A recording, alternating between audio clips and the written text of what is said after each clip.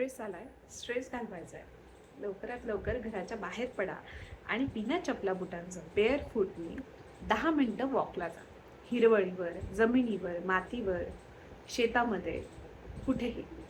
तुम्हाला लगेच स्ट्रेस गेलेला दिसून येईल. हे कसं समजून सांगायचं? बघा, आपण वेगवेगळ्या इलेक्ट्रॉनिक्सच्या वस्तूंना अर्थिंग करतो.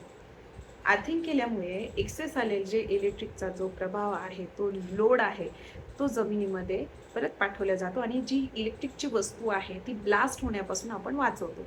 आपल्या शरीराचं पण तसंच आहे.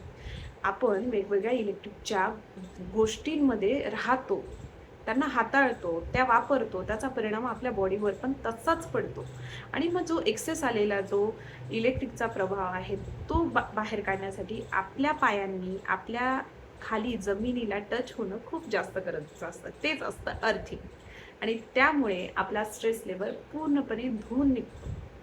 म्हणून जर स्ट्रेस घालवायचा असेल तर 10 मिनिटं दिवसातून कमीत कमी किमान बाहेर फिरायला जा आणि विदाऊट शूज, चपल्यांचं. आणि सेकंडली, तुम्ही जर शूज वापरत आहात, चपला वापरत आहात प्लास्टिकच्या, तर ते विचार करावा लागेल. कारण त्यामुळे ते प्लास्टिक ॲब्झॉर्ब होतं तुमच्या पायाच्या सोलमधून पूर्ण शरीरामध्ये.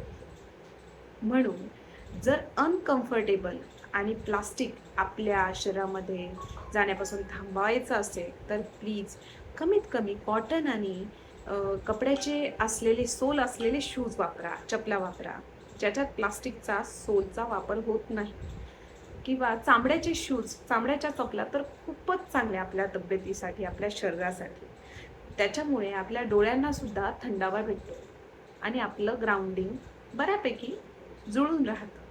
म्हणून होता होईल तितकं रबर आणि प्लास्टिकच्या चपला, शूजपासून थोडंसं लांब राहा आणि घालायचेच असेल तर कमीत कमी 10 मिनिट तरी दिवसातून वेळ काढा बिना चपला बुटांचं जमिनीवर चालण्यासाठी. बघा, जमलं तर.